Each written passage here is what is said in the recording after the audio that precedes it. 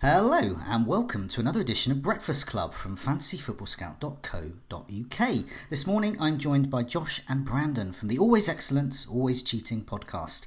Good morning, Josh. How are you? I am good, thank you. I'm slightly tired. It is 6 a.m. here, but I am good. I'm focused, as I always am when it comes to fantasy. Excellent. I am very ready, very ready to talk. Excellent. And very shortly we'll be looking at your team, and something exciting is Right. going to happen as well with that. But meanwhile, good morning, Brandon. How are you? Great, Joe. Thanks for having us. Yeah, it's great to. Now, for those that don't know, it's always great to have you here. Last time you were here, I think it was back in Gameweek 9 when I was looking at Wow. the notes. So it's been a while, but it's great to have you because, as I said before, I always listen to your podcast and really enjoy it. And I enjoyed it this week as well because you had Tom, who is utterly TC on Twitter. On there, and Tom Campbell, he was fantastic, I thought, and it was always good to hear a Bristol accent because I live quite near Bristol. But what have we got? Yeah, We've got the. Oh, sorry. Yeah. Oh no, I was gonna say I thought he was great too. I enjoyed. I was in Austin, Texas this week for a conference. And, Yeah. it was really Always cheating is always better when Josh isn't there, in my humble opinion. So yeah, basic rule of thumb. Yeah. It's quite rare. You're quite dedicated. It's very rare that you get replacements. We're always on our Scoutcast. We're always sloping off somewhere. But yes, your dedication. That's true, but I feel like you're on almost every time. You're the most dedicated, I'd say. Yeah, they don't let me leave. I'm chained. I'm chained to the podcast. But okay, what we're going to do is we're going to start by looking at your teams. Now you're both in the top 10k, so clearly doing something very right this season. And first up, we're going to start with Josh's team, and there's two reasons for that. Because like many, you have had to make a key captaincy decision around game week 30. Do you back City, Man City, or Liverpool? But also, I believe once I get your team up, you may well be doing a live transfer. So we've got your team up now. I'll just go through the team, and then you can reveal whether or not you are making a live transfer as I'm talking. So you've got Guaita there in goal. You've got the Liverpool defensive double up of Alexander-Arnold and Robertson. Wan-Bissaka as well. Three in the back. Midfield you've got Pogba, Sterling captain, Salah vice captain. So we'll talk about that in a minute. Philippe Anderson, to be said with a sigh. Higuain up front. Jimenez and Rashford. And on your bench, you've got Patricio, or have you? Luca Dean, Doherty, and McNeil as well from Burnley. So, have you just made a transfer? I am okay. I'm hovering over it right now, and I am going to move Patricio to Boric.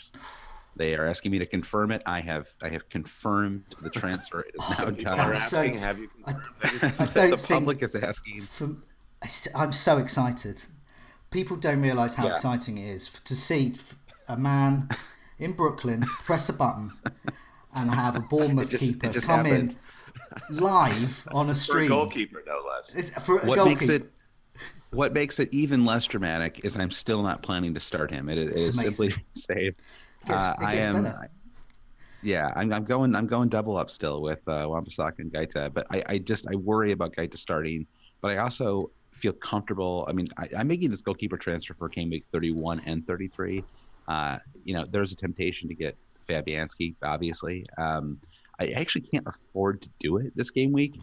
So if I did, I would have to wait This until next week. explains why you've been hating on Fabianski for so many weeks. No, I'm hating on Fabianski because I had him on my team for like 15 game weeks, and I got a succession of 2-pointers and 3-pointers from him. I think I got like one clean sheet over 15 game weeks. But Boric I like in 31, and I really like his 33 fixture as well. I think it's Newcastle at home in 31, and then in 33 it is I don't know, somebody similarly mediocre. So maybe it's Bournemouth. I think it's a good move. Or Burnley, I should say. If I choose to spend another hit for game weeks 31 and 33, I will get Boric in as well, because you're right to point out that Bournemouth play at home in both those matches. And whilst we've been watching the Cherries getting absolutely slaughtered away from home, it's sort of clouded our judgment, I think. And something we've spoken about on the Scoutcast this week is at home they're actually pretty good defensively. Yeah, it's kind of sprung up on us. And I think it took basically... Their performance against Manchester City was brilliant. And Nathan Ake, a player I typically kind of laugh at, was really brilliant. So Yeah, this is the question though. You were talking about this a little bit before the podcast started, Joe. But the question is, do you go with the double up with the keeper and the defense when the team isn't that good? Which is sort of where we are with Crystal Palace, or do you spread things around a little bit? Do you go Boric away to Huddersfield and then start Wan-Bissaka, or do you just go with the defense that you think is best, which I think is Crystal Palace? So that's why I'm going with the double up, but I can understand the temptation to go with Boric, especially because they are playing Huddersfield. So, are you, Brandon, are you keen on that kind of double up, or do you like to hedge your bets? In defense, yeah, I do have a Liverpool double up, which I think is becoming de rigueur at this point of the season. Otherwise, I'm big into diversification and the defense, risk management, right? Yeah, no, I am as well. I think it's fine with Liverpool. Because Liverpool, you've got multiple routes to points there, because Robertson and Alexander-Arnold, you've got assists, you've got bonus, you've got the clean sheet. So if the clean sheet's wiped out, I'm never that bothered, because I think there's potential there, and there's also both of them can get the odd goal. But with Palace, I'm not so sure. I'm a bit of a hedging of bets there as well. But I guess the reason you got Boric in is because Guaita might not even start. So Exactly. I am playing Guaita myself, but I'm benching Wan-Bissaka in favour of other players, because I do like to spread the risk a bit as well. And but yeah, I'm a bit nervous about it because really it's the kind of move really where you can get really strong returns. So my dogs are barking quite loudly, and now they finished, which is good. That's pretty amazing for them. Someone, oh no, the back. So someone must have either given them lots of biscuits or done something really unpleasant to them. Hopefully it's biscuits.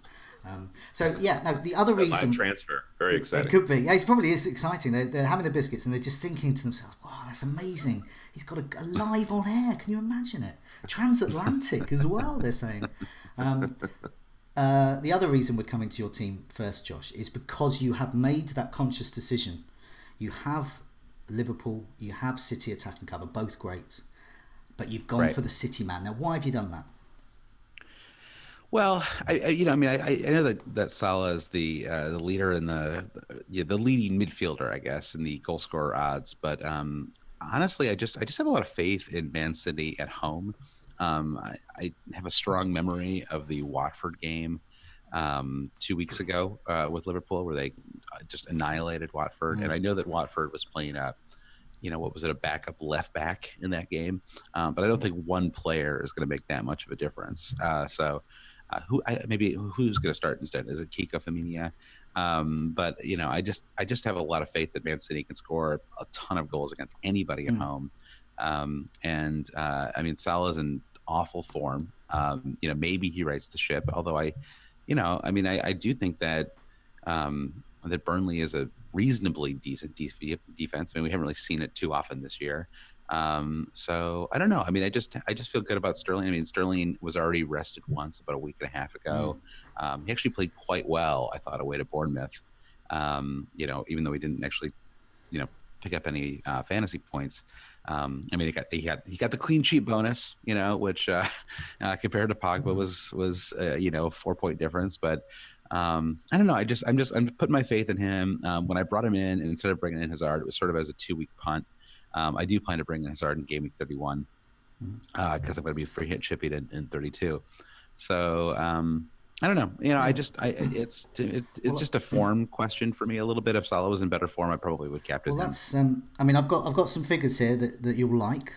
So I just looked. Okay. This is a real simple one because often on the Scoutcast we look at underlying stats and things, but sometimes we just forget the most basic one: FPL points. And looked at the last 4 home matches. Salah has got 28 points, not bad. The bulk of those was in one match. Sterling, however, has got 35 over that time, including being benched and coming on late for one of them. And that includes 2 double-digit hauls, an 18 and a 10. So that's pretty good. Obviously, best of all, though, is Aguero, last 4 home, 44 points he's got there. So he's the pinnacle they all dream of being. But Sterling is on paper, you're right to say, in better home form than Salah.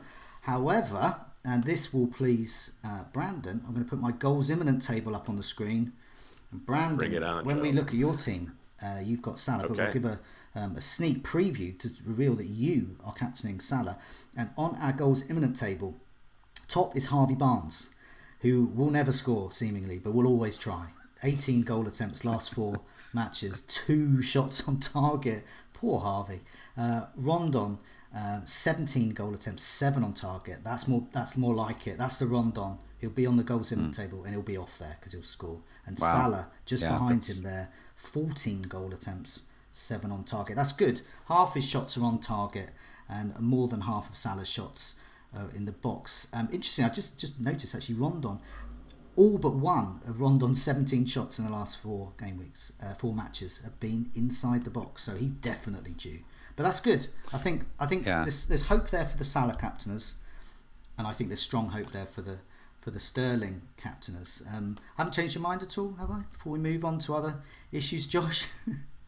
No, it was interesting to see Barnes up there. I was actually I did we have these Patreon podcasts that we do, and I did one last time. I was comparing Harvey Barnes to Raheem Sterling in his early years at Liverpool, where it seems like he's kind of, you can tell that there's a good fantasy player there, and it's not quite clear yet if it's this season, but it feels like it's, all of the data indicates that he's a player who's going to be a good fantasy asset, but I feel like I don't quite trust him yet. But yeah, it's a bit like kind of Ward Prowse for years. Every year is going to be Ward Prowse's year, and he ends up being it ends up being sort of his 4 game week run. And it's crazy. Has he scored in 4 in a row? Is that where he is? We're in it. We're in Ward Prowse era. The era of the Ward Prowse is upon us. Congrats to JWP. That's amazing. Before we come to the exciting team sheets for Palace and Brighton, which incidentally isn't a derby because we're a million miles away from each other. About 50? They treat it like one though, right? But it's a rivalry. It's officially a rivalry as well. It comes down to the bird mascots, I would suspect. The seagulls and the eagles. Yeah. Eagles on paper should win, but seagulls en masse are a frightening bunch. And you never really see eagles en masse. Always quite lonely souls. But anyway, as you can tell, I'm a Brighton fan, so I would say that. So just before we do that, there's a few more issues in your team, Josh. Philippe Anderson, I said his name. I sighed when I said it. Do you sigh when you look at that as well? And would you dearly like to just ditch it? So Philippe Anderson, is the classic blank game week transfer that you make. A sort of, even though it's probably not the best move to make. I just wish I would have waited until 31 to do it, I guess, in hindsight. I can't remember who I transferred out for now, but I feel like he's got a confidence issue. He feels like he's actually afraid to shoot. And I don't know what's going on in his personal life. I don't know if his confidence is low, like if we all need to write him a card and put it in the mail and send it to him and just cheer him up a little bit. I mean, there were times when he was leading the attack in game week 29, and it was actually harder not to shoot. He had to really contort his body to make sure that he didn't have to shoot on goal. And that's a guy he might be depressed. I don't know. I feel like something's wrong, and I'm gonna get to the bottom of it. Probably once the season's over, I'm gonna have to go on a fact-finding mission, maybe to Brazil. Do you know what? I thought it was because the Brazilian coach was at the first game I got him in, where he scored nothing. And I thought it may have been the pressure of that, but he ended up getting picked for the Brazil squad on the strength of that. Obviously not an FPL manager. He's a real-life manager, gets paid to do it. But I thought it may have been that, but it's clearly, as you're right, it's something else, and we don't know. And it may just be that he's doing a different role. It may be that they're really happy with him. They like what he's doing. It's just I mean, it's kind of like Willian, where his pace on the left opens up a lot of space for everybody. Yeah, exactly. I mean, there's I just don't think he's a great fantasy asset. I think as a player, I like him. But it does seem like he just doesn't score enough. And I don't know. Maybe it was always a case. I mean, it feels like a lot of, in hindsight, a lot of his goals are outside the box, aren't they? Or it feels like they're. I haven't looked at the stats, but it feels like he's kind of one of those guys who creates space and kind of belts it from 20 yards out. I think if I had a time machine and went back, I'd do the same move again. but I got rid of Sigurdsson. So obviously with hindsight, especially with Sigurdsson coming back with 15 points the following week, Right. and actually just Right. looking more like he's going to do something than Anderson. But let's take a break for the team sheets, and they're in. All right. So we're going to go through I'll go through the Palace lineup. I need. I should play my guitar now. I should have organised that, but I don't want to end up looking a bit David Brenty. But Guaita is indeed there. So he is playing. I've wasted a transfer. The guitar is there. It's being played. So you can gently weep over your transfer, but the guitar is there. Wan-Bissaka, Scott Dan, and Tompkins, and Van Arnholt at the back there. Milivojevic, taking me 2 years to pronounce that correctly. They've probably still got it wrong. Saw the thread MacArthur. yesterday. Jeffrey Schlupp is there, so he's up front in a more attacking role again. Townsend, Zaha, and Batshuayi. That's as strong as Palace can get, I think, with their current form. And meanwhile, I'll have a look at the Brighton. So we've got Ryan in goal, as you would expect. Montoya, Duffy, Dunk, and Bernardo. Stevens and Proper, and Bissouma filling in for Gross there in midfield. And up front, Knockaert, Andoni. This was predicted by the local paper yesterday that Andoni would come in, and Murray is on the bench. And the winger, known simply to me because I really can't pronounce it, is Ali J. That's what he's known as. So yep, we like Ali J as well. I think they just did it just for me, just to make me say it. So that's pretty good. I quite like. That's a good strong one there. I just wanted to mention that as a Brighton fan as well, that of course this is a rivalry, and so please no one say derby. But if they do want to say a derby, it's sometimes known as the A23 derby, which is the road that kind of sort of links Brighton with the horrible bit of South London that Palace infest. And Brad and I have actually we have been to the Amex Stadium. We were there for a match. We had terrible hamburgers there. Some of the driest hamburgers we've ever come into contact with. We're not known for our hamburgers there. It's a lovely stadium, but because I found that it's not the atmosphere is not as good as perhaps it should be.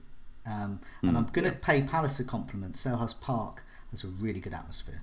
So we almost went there instead of Wembley. We were there. We saw Spurs instead of Palace, and I don't know.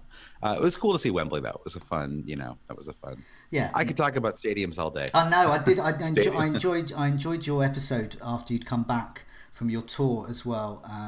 And even though your burger at Brighton was bad, I believe Brighton won that match with a Murray goal, and they beat West Ham. I think that's right. Josh was encouraging me to bring in Glenn Murray on the train down to Brighton, and I got scared off of it, and that was a long live viewing experience for me, knowing what could have happened. Oh, that was amazing. Excitement. Because I had brought in Arnautovic, not to go too far down memory lane, but. And so they were playing West Ham, so I was watching Arnautovic blank in the very first fixture of the game week live. Oh, that would have been. I mean, we've had I thought it couldn't get better than the Guaita live transatlantic transfer on a stream, but yeah, going to a match there and thinking, Murray or Arnautovic, that type of thing, and then Super Glenn Murray scoring. Brandon, let's have a closer look at your team. Now, I'm going to describe this because we are a live video stream plus a podcast as well. So you have Fabianski in goal. You have Van Dijk and Robertson. That's an ambitious Liverpool defensive double up. Lascelles. Let's go for Lascelles. I think that's better. Hazard, Pogba, Salah captain, as we mentioned. Ryan Fraser as well. He's going to come into his own, hopefully, game week 31, 33.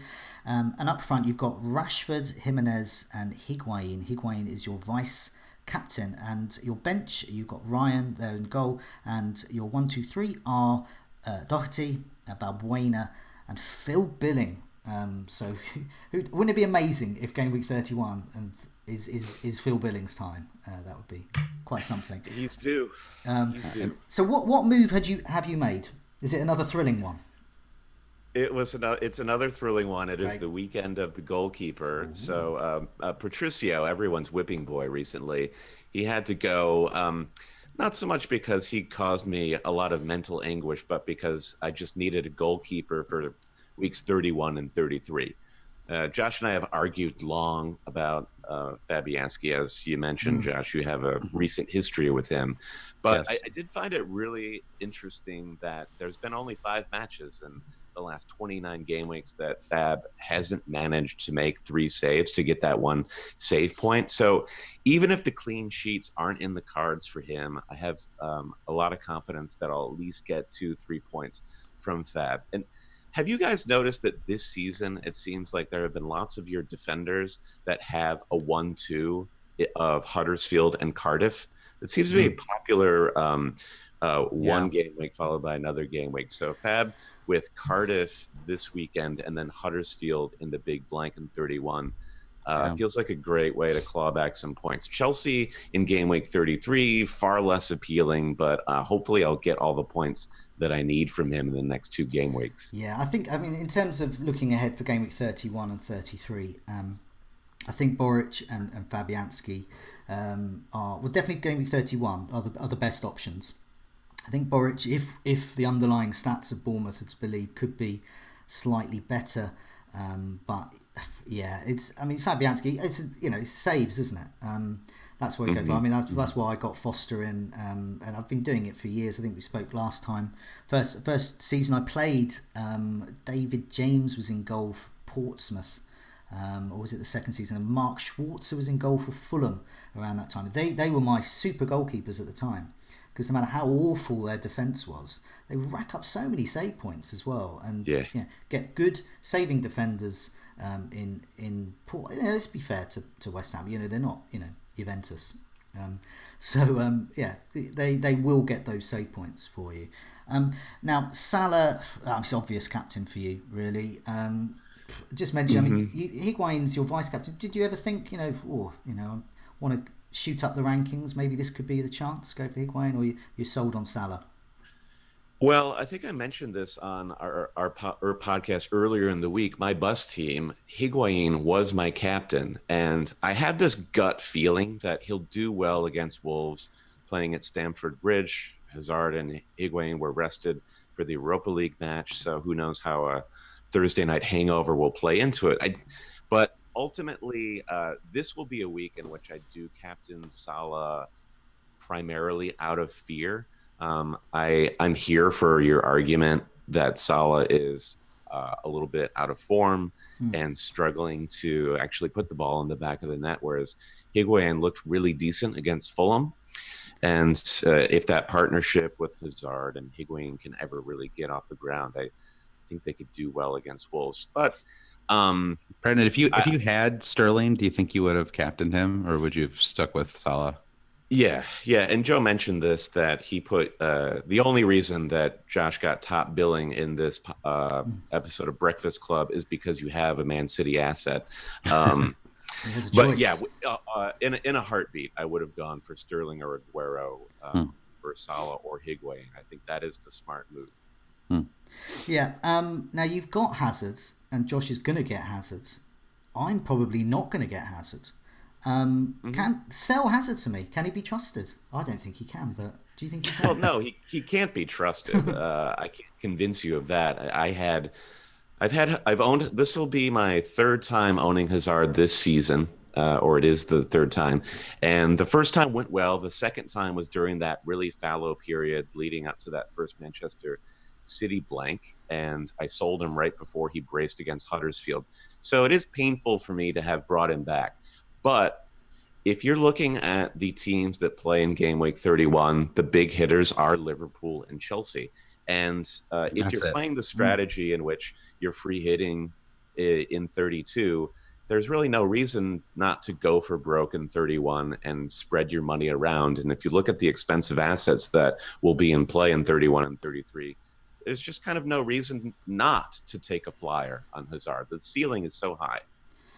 I think you're right. In the case of both of you, you've got the Liverpool defensive double up. So you've got Salah, 2 Liverpool defenders. You cannot get Mane in. So Mane and Hazard, one of those two or both, are really important, I think, in game weeks 31 and 33. So you're thinking of going the Mane direction Joe? Yeah, when I put my team up, I've got Mane, I've got Salah, I've got Robertson, so I've gone that way. I could get Hazard in as well and double up. But one of the reasons I haven't is I've got David Luiz already. And I think looking at the fixtures, I think there's a lot of value in clean sheets there. And so I looked at the last 4 game weeks. Hazard has got 24 points over the last 4 game weeks. Azpilicueta has 23, and he costs about 4 million less. And that's what I was looking at there. And then Higuain is the other player I want. So I'm definitely not going without Chelsea attack. Higuain's actually got 25, and he costs around about 1 million less than Hazard. So I just looked at that in terms of value for money. You know, where am I going to get that value there? And Azpilicueta, I think he's really coming into. This is the era of the Azpilicueta assist. This is the bit where he does assisting.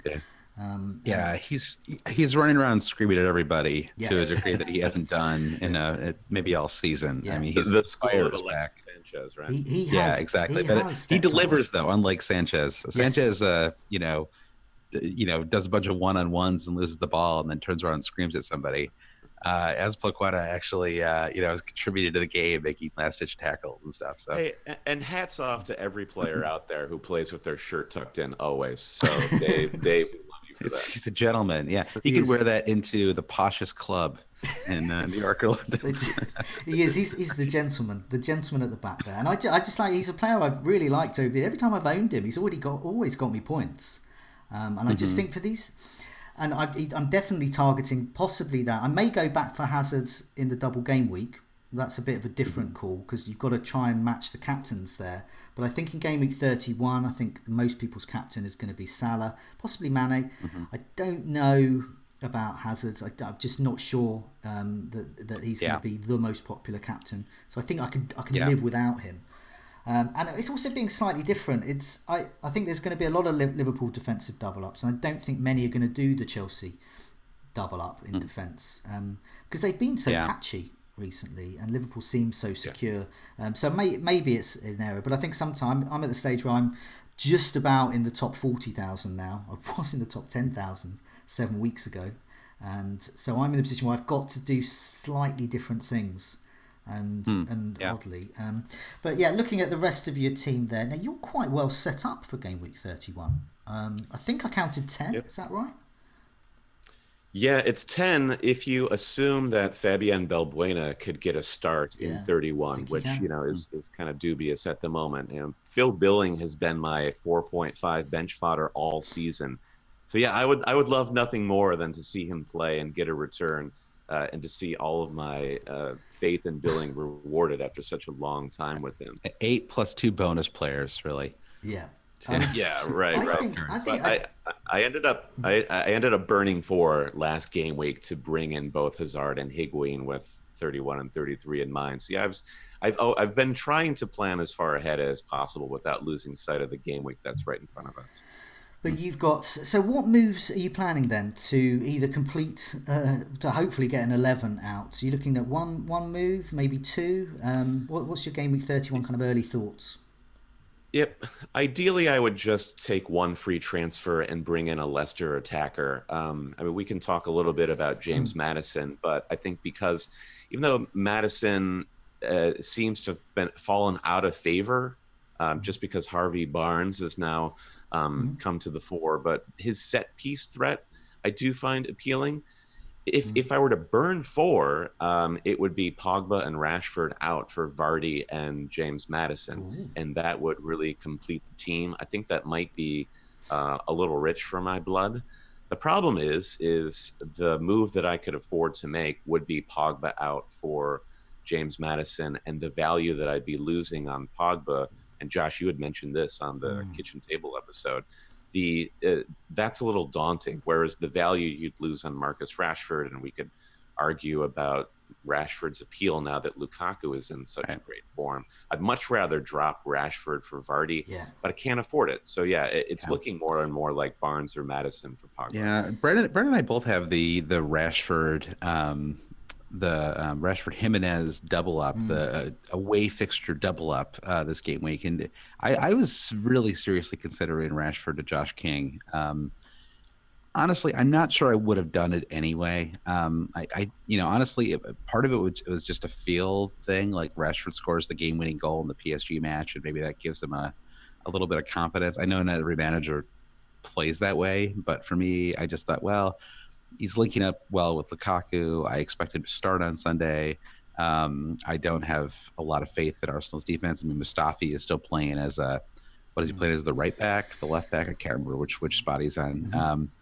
So I just thought, I think Rashford could do something in that match. And then Jimenez loves a big game, so I was fine playing him away to Chelsea. Coming to you with your Game Week 31 potential moves, Josh, because you've got now 8, is that right? 8 players. So if you want to get 10 or 11, you want to take a hit.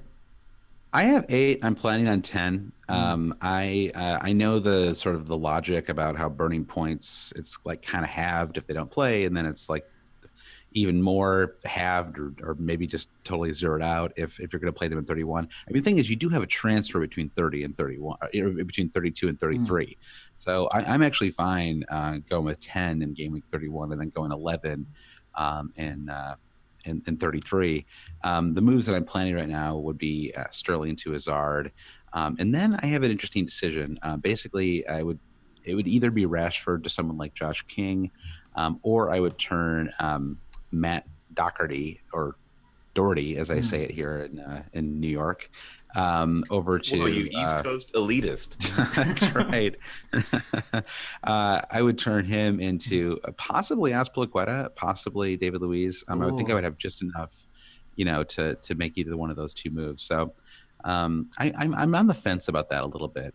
I do like the idea of having Josh King at home to at home to Newcastle. If Callum Wilson started this game week and we felt like he could start again in 31, that might be kind of tempting. I don't know. I mean, we have to see what kind of form Wilson's in. I mean, Josh King is like, he's on pens, which helps him out a lot, but his stats the last, his FPL performance anyway, I shouldn't say his stats, but just his FPL numbers are not super impressive. I mean, it's 2 back-to-back 1-pointers. We played 90 minutes, picked up a yellow card in the last 2 game weeks. Missed a pen a couple of game weeks ago. I just don't love kind of any of those mid-tier forwards, and I can't really afford Vardy. Even moving Patricio to Boric, moving Sterling to Hazard, it still doesn't free up enough money for me to move Rashford to Vardy. So Vardy, the one player I would be sort of tempted by, I'm actually 0.2 short of. So and I have a little bit of value built into Rashford. I absolutely want him. Well, actually, that's an interesting question. The question is really whether I want to have Rashford for Game Week 32. Do I want to have him for the double? I do want to have multiple Man United players for the double. Just I guess the concern with him is just, maybe if I'm free hit shipping in 32, do I want to just go with Lukaku? Do I just sort of go with the form player? Yeah, I mean, my initial thoughts is I'm keeping Pogba. I got him, straight after that Cardiff match, and so I've got, it would cost me too much to get back in. I want him back in. Matic is going to be back either this weekend or next weekend. Either way, he's back. And when Matic plays, Pogba goes further forward, so you won't see Pereira. So Pereira's been stealing Pogba's points recently. Right. We saw it when Pereira got taken off in the last match. Suddenly Pogba was there. Suddenly listening, I was listening to the commentary on the radio, and sometimes that's quite good when you hear the names more. And I didn't hear Pogba once. Then the last 10 minutes, it was Pogba this, Pogba that, Pogba fluffing everything. Pogba misses a pen. Pogba gets me a yellow card. And all of those things. But nevertheless, his name was being mentioned in more attacking roles there. So Pogba and Lukaku, I think, is an absolute great option. I think Lukaku or Pogba are the key, potentially the key captains there. So I dumped Rashford for Ashley Barnes a couple of weeks ago. I just cashed him in. I just decided I probably wouldn't have him. And I think you're both in a lucky position still having Rashford, because you can make those moves. As you said, Josh King and Vardy, for Brandon with Vardy in particular, and with Josh your namesake coming in as well. I think they're both. This is a really good opportunity because knowledge is power and all that. And Game Week 30, they're in the shop window. arguably for their own paychecks and family and team. But I honestly think that the main reason they're there is in a shop window for you, just you two. That's very true, and not any other 6 million managers. It's really it's all about me versus Brandon. That's how I see fantasy in general. When so I think when Vardy scores, he'll raise his shirt up and have a white T-shirt, and in felt tip pen it'll say, "Josh, Brandon, this one's for you." And exactly. It'll say why always Brandon? Why always Brandon? Why always Josh? Okay, well, let's move on to my team. It's slightly different. Because I've got a slightly different rank, which is much worse than you. So that's no surprise. So I have got Guaita in goal. He plays. I have got Robertson. I have Pereira, the Anderson of defence. I still hold out hope for him, and I put him in my scout squad picks for the scout picks. And I believe the committee there put him on the bench out of pity for me, probably. But I still think there's returns for Pereira. Agreed. Yeah, I think it's there too. And David Luiz there, who I mentioned, he was lovingly benched for me for the second time this season, just so I get him in. And Pereira instantly came off the bench last week for him for 0 points. Philippe Anderson, Sai, Mane, and Salah double up there. Pogba as well. I'm really hoping Matic starts because that means returns for Pogba. I'm playing Jimenez against Chelsea because, as is mentioned earlier, he does like a big game like this. I think Chelsea will win, but I think Jimenez is going to get a return.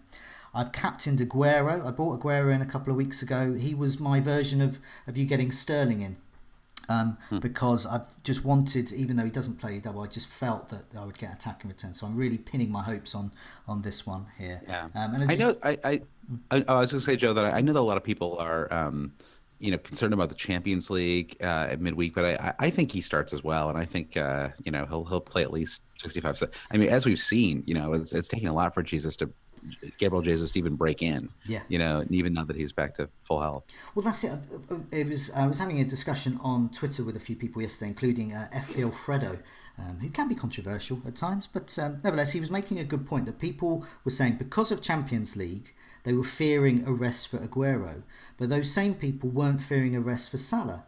Now, Salah's game, Liverpool's game, is arguably much tougher, and they're in a much more precarious position in the Champions League. Mm-hmm. Meanwhile, City have a hatful of goals already in that tie, and also traditionally Aguero plays the league matches, and Jesus plays in the Champions League. Also, the last time Salah was benched, can you guess what the team was when Salah was last benched this season? It wasn't Burnley, was it? It was Burnley. Oh my God! He did come on and get an assist. He got one assist. He came on and got an attacking return. So. And I'm not for a minute, although I am suggesting cheekily that Salah will be benched, but I fully anticipate that Salah and Aguero will start and play. But the point is that people are using the Champions League to say that Aguero will be benched, but for some reason not thinking the same for Salah. Right. Whereas there's much more evidence to suggest that if any of them would be, it would be Salah. I actually think neither of them will be, because it's a must-win for both. They're neck and neck, and that's the beauty of them. I think neither will be either. It does seem like Salah would benefit from an extended rest a little bit. I mean, Salah just looks a little jaded right now, and he's just not at his best. I mean, I don't know. Maybe he needs a match like this to bring his confidence back. But I think so. Maybe he needs a benching to really bring his confidence. I think so too. A 1 minute, a 90th minute sub would really, as a Sterling captainer, that would really make my weekend. So I think both. I just wanted to say I do think both will stay.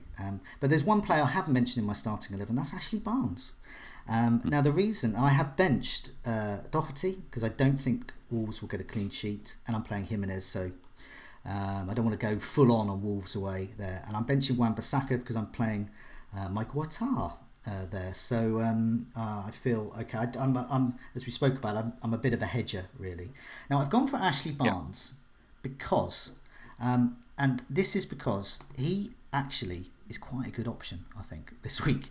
Because Liverpool last kept a clean sheet against Burnley back in August 2016. So in all of the games since then, there's been a few, they have conceded. Liverpool have conceded. So Burnley know how to get past them. Barnes is also the surprise wrecker of clean sheets. How many people have cursed the Austrian maestro's name each week. Attacking returns. The fake Austrian. The fake Austrian. He's very real. Hey, a distant great grandmother does count. Okay. He's the Mozart of fantasy football.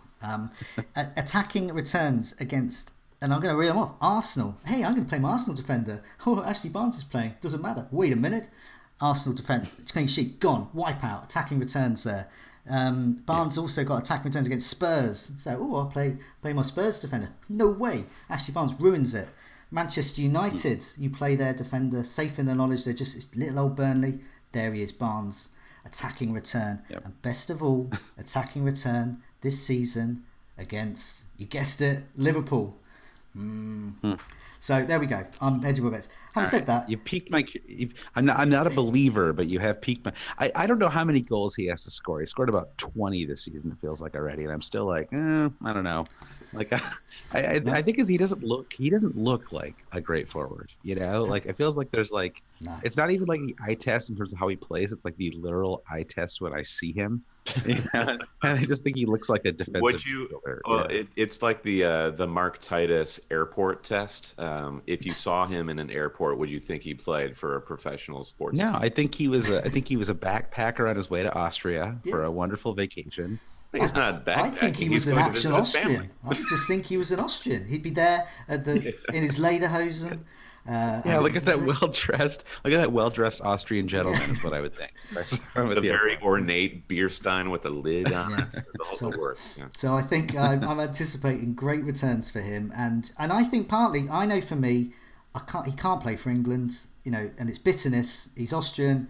You want him to play for America. He's probably got an American aunt somewhere. Can't happen. Mm-hmm. He's committed now. He's committed to the Mozarts. Maddening. We missed our chance. Yeah.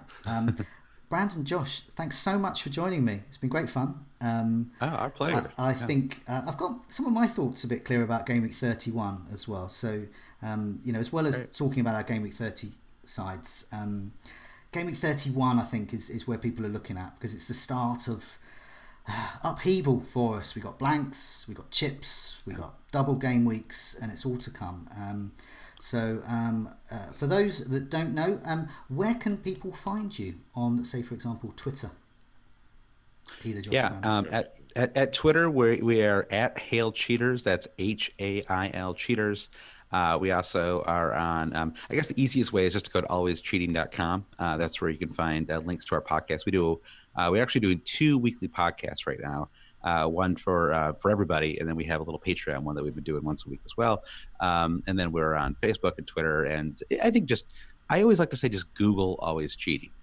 Thankfully, there's not. You might find like a YouTube clip of a stadium chant, but other than that, we should pop up like fairly close to the top of the search results. Excellent. And I do urge. By the way, I always say that I've literally never said that before until just now. That's good. It's off the cuff. It's good. I know. I surprised it on you to have a bit of publicity.